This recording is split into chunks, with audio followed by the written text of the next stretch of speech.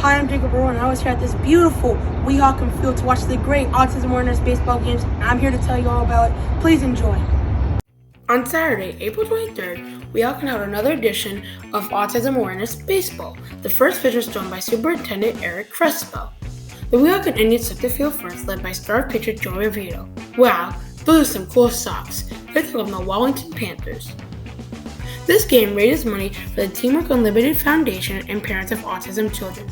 In the first 3 innings, Weehawken was down 1-3. However, they made a huge comeback in the bottom of the 4th to come back 5-4. However, in the 6th, Wellington would make the game 11-6 and make the game unreachable for Weehawken. Even though the game did not end in a Weehawken win, both foundations raised a lot of money. So I guess that's good night. Besides coming to watch the excellent Weehawken baseball players come out and play baseball, there's also other ways to support Autism Awareness Month, like taking the pledge and supporting the foundations. I'm Jacob Roy, and let's go back to the desk.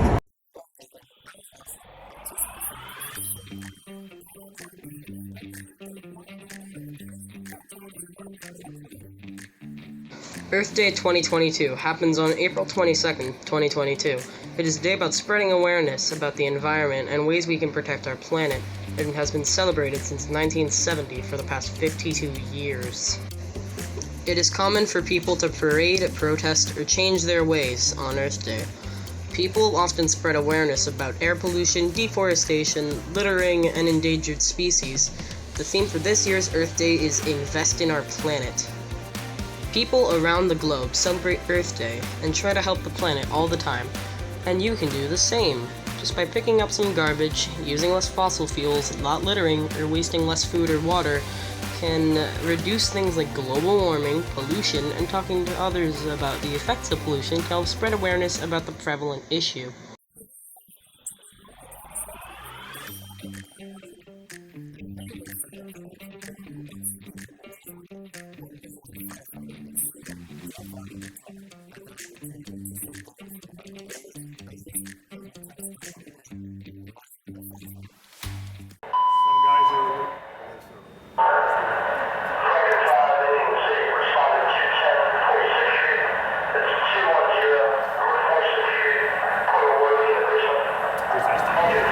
Hello, I'm here with Captain Johnny Notaro, and he's going to tell us a little bit about what it's like to be a firefighter. So, how long have you been a firefighter for? I've been a firefighter since 2007, so going into my 15th year.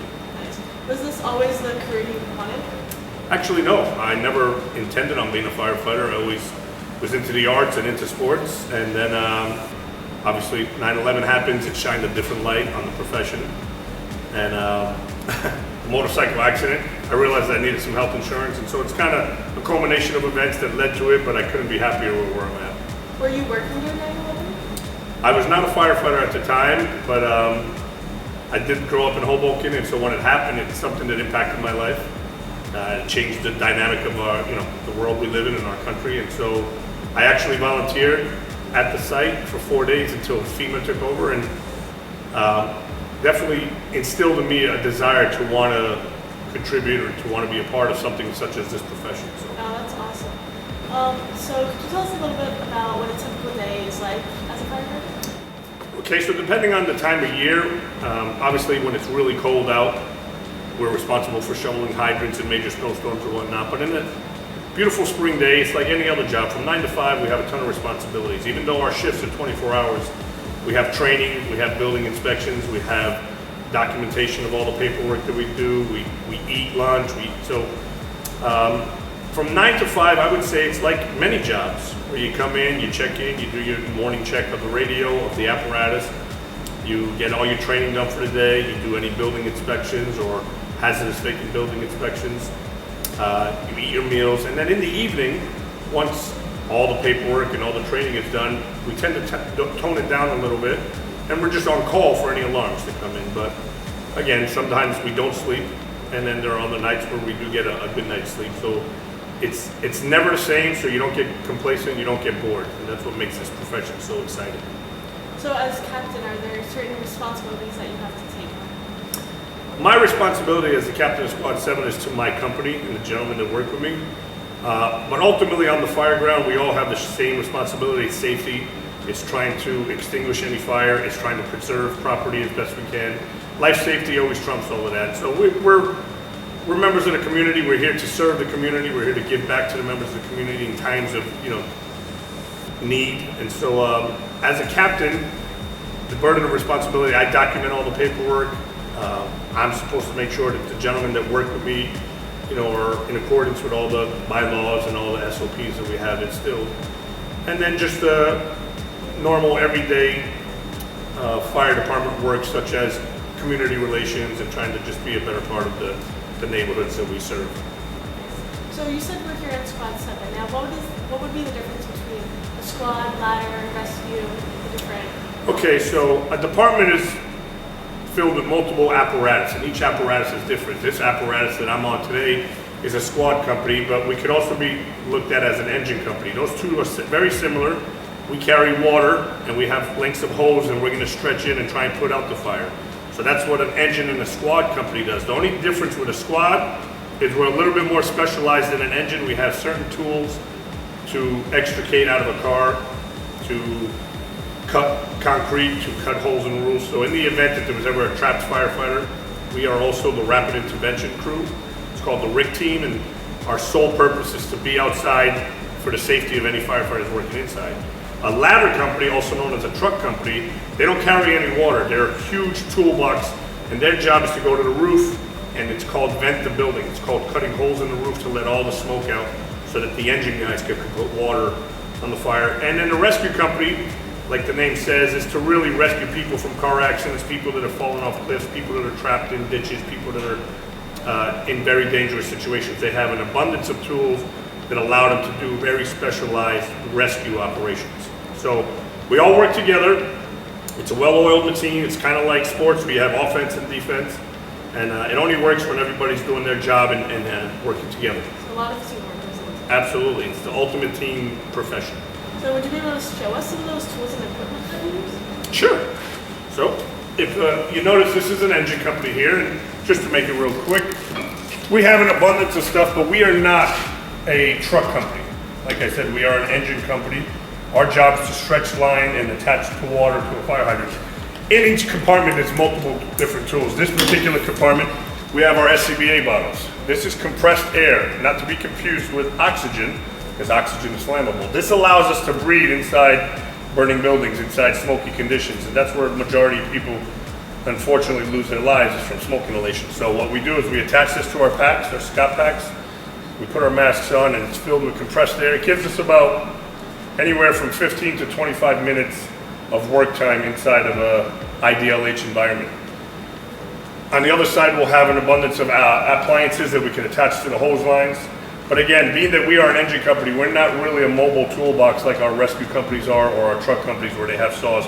We also have some chainsaws and some metal blade saws to cut. We do have a jaws of life to open up in a car accident. But our primary focus is an engine company. So the majority of the stuff we do is from the back of the apparatus where we have the lengths of hose. And we'll pull the hose off, run into the burning building, do our best to try and extinguish the flame. What is your number one fire safety? I would say for the public, it's working smoke alarms and carbon monoxide alarms. Make sure you have them, and make sure you have working batteries in them. That is the warning system, and it saves lives. So for the general public, please get your smoke detectors checked, get your carbon monoxide detectors checked, get your batteries replaced. In terms of firefighters, I would say company integrity is paramount. We all have a very specific job to do, and we're all depending on the guy next to us. So I need to trust and have faith that that person's going to do what they're doing, and they have to have the same faith that I'm going to do what I'm doing. So in terms of firefighters, company integrity, everybody doing their specific job, and with the public, functional, operational smoke and carbon monoxide detectors, they will save your life. It's very important. So how does cooking and meals work here in the firehouse? Well, it's called the Firehouse. We do live here. Our shifts are 24 hours. And luckily we have an abundance of really good chefs throughout the department. Some guys will order out, some guys will bring food from home. Everybody has different types of diets. But for the most part, guys will cook, and we'll take turns, and different cultures will bring different kinds of food to the firehouse. So there is a kitchen, there is a fridge. We do our shopping, sometimes a tour before, sometimes while on duty. And everybody contributes. It's one of the perks of the job, and it's one of the, there's even cookbooks out, fire department cookbooks. So we're very fortunate to have some good chefs on this job, and it brings us together as a company, you know. So it's like family time. What would you say is your favorite firehouse meal? Well, being that today is Sunday, Sunday sauce is huge in the firehouse. Even houses that aren't real big pasta eaters, it's just a tradition in the firehouse. Every Sunday, the guys will get together. We'll make a big pot of sauce. We'll have meatball sandwiches for lunch, and then we'll make some pasta in the evening. And it's just like being with family, you know, getting everybody together on a Sunday and just enjoying each other's company, and responding to any alarms that come out throughout the day. But for me personally, Sunday sauce would be my favorite meal. Sounds good. I think I'll have to come try some. We are welcome anytime. Well, that's all we have time for today. Thanks for interviewing me. Thank you. Thanks for and having thanks for me. keeping our community safe. Have a good day.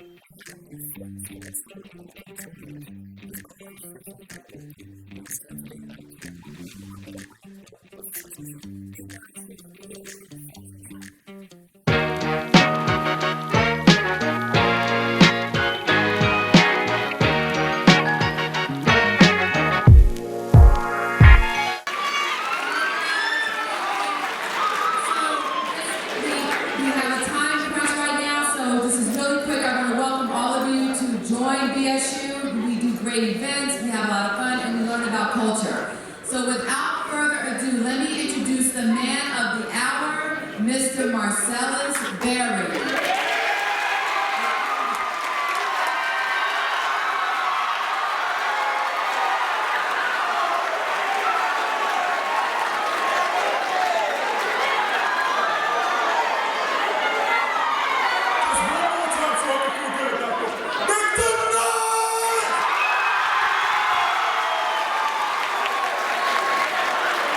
I like it.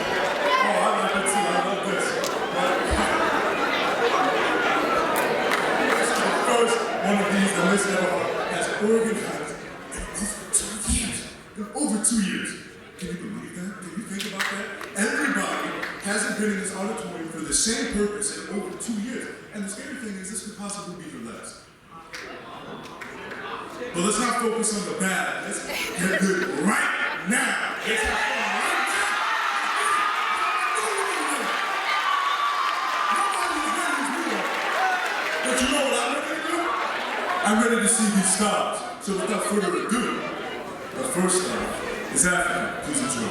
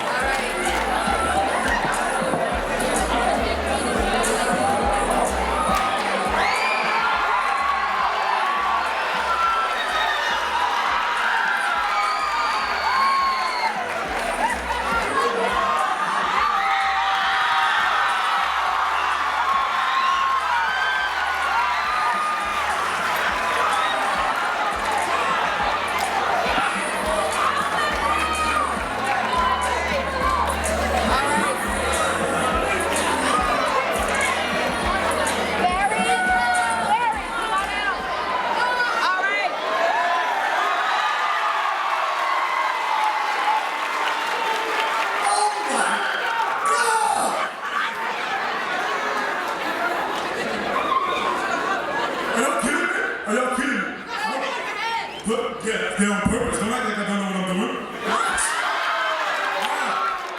Now, I want hands on everybody who loved that just now. Everybody, yeah, raise it, raise it.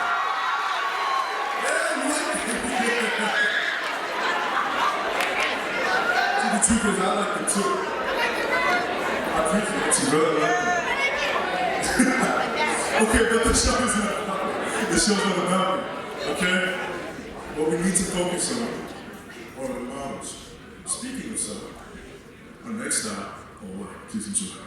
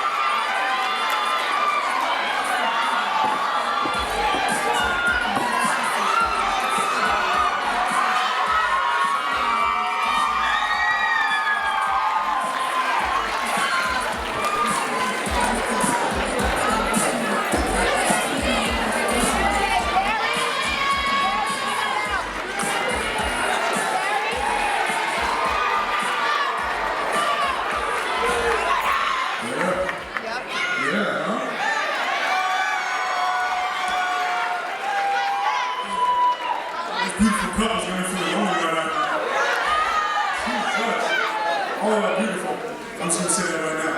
Look, we're on a time crunch, so the first thing I'm gonna say is, when we speak through this, I love every single one of these looks that we have so far. No one style is better than the other. We are all beautiful. Can I get a hand for the model so far? Now can I get a hand for me because I'm popular?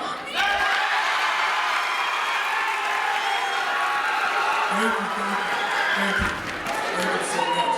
Now, I think, what? Oh, okay, let me not. We are on a time crunch, so without further ado, our final stop, drill!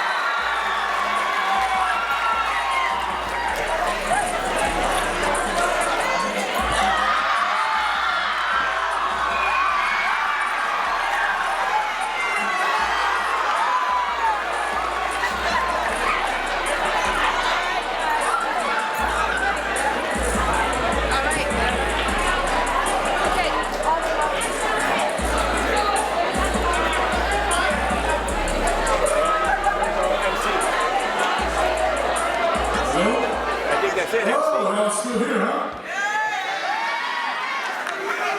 Yeah. Jesus.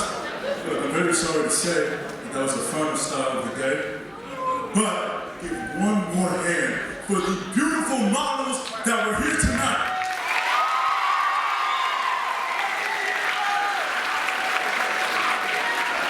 Can we please have another hand for Miss Everhart?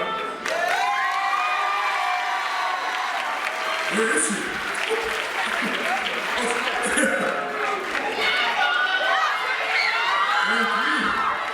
Here comes everybody.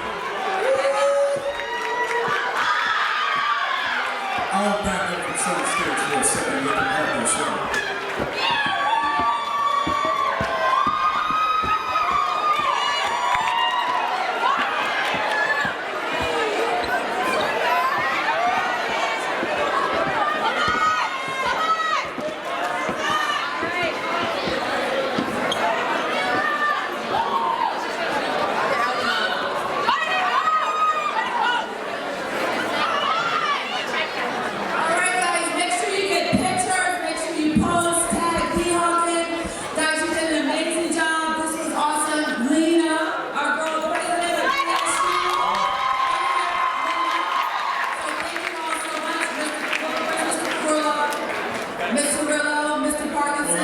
So you get in the front, come on, let me. Barry, you did an amazing job hosting. You want me to get in the front? Yeah, Barry. You want me in the front?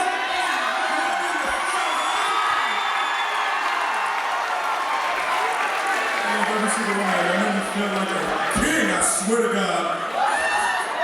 Hello, all the two kids, though. I truly appreciate your time this evening. Unfortunately, I'll be stepping in.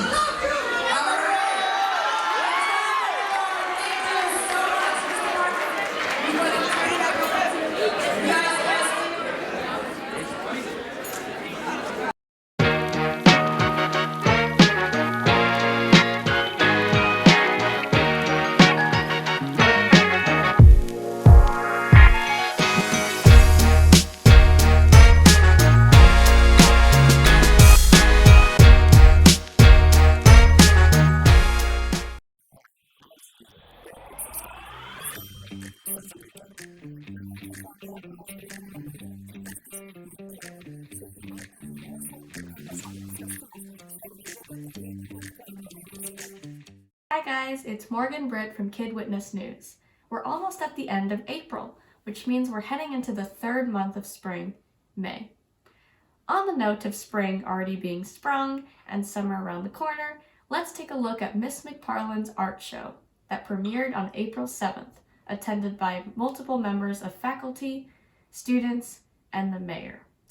Let's see what beautiful artwork was displayed just before spring break and what Miss McParland had to say about it.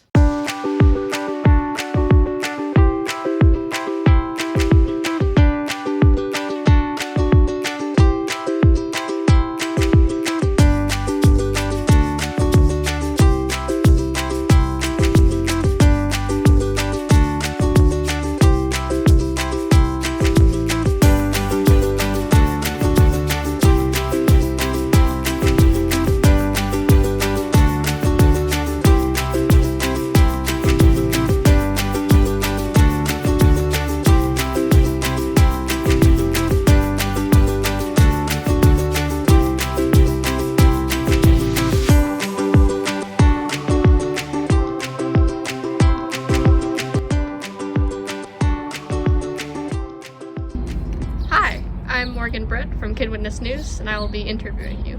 Awesome. Hi, Morgan. So, what kind of effect did you hope that this art show would have? Like, what is the main message that you wanted to convey? Well, the title of it is Infinite Summer, and the message that I want to put out is like to create happiness wherever you can, to bring joy to yourself, and just like painting the colors and the textures and adding mosaic glass. That made me really happy. I did some of them during the quarantine time, so just putting the paint and the materials on the canvas brought me happiness. So I want that happy, light, oceany feeling to be conveyed with the art. And why did you decide to have the art show in April? Oh, good question. So I had an art show previously at the Winter Garden in Hoboken, and everything just went with the flow. Holly from the library called me and said, do you want to have an art show for the month? And I said, yeah. So it just worked out really nice, and it's really nice because it's working out right as spring and the warm weather is hitting. It's kind of putting everybody in a more summery mood. What impact did you hope that this art show would have on the students that were involved or on the town as a whole? Well, my art has been shown in several places like New York and New Jersey, like Hoboken, but it hasn't been shown really in Weehawken except for my first show down by the Endview, and I wanted the town to see it. The mayor came, the town council came to the opening. It was really nice to see the whole community gather around and participate in looking at art. I also I suggested with the library to do a story time with the younger kids, like maybe have them come in and write stories of what they think what is happening in each painting or each surfboard, and then have them kind of like tell their own story about the art. So what would you say makes this art show unique or different from other art shows you've done?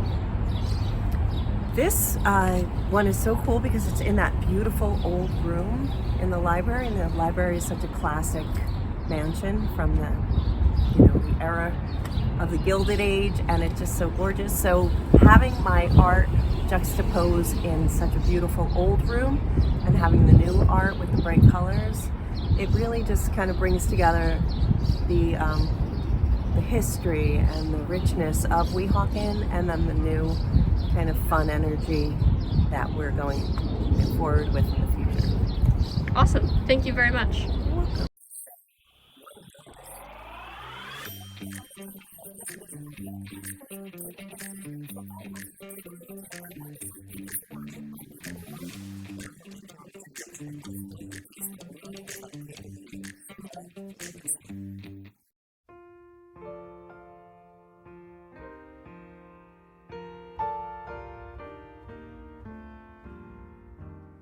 It's you I like. It's not the things you wear. It's not the way you do your hair. But it's you I like. the way you are right now, the way down deep inside you. Not the things that hide you, not your toys, they're just beside you. But it's you I like, every part of you, your skin, your eyes, your feelings, whether old or new. I hope that you'll remember, even when you're feeling blue, that it's you I like, it's you yourself, it's you I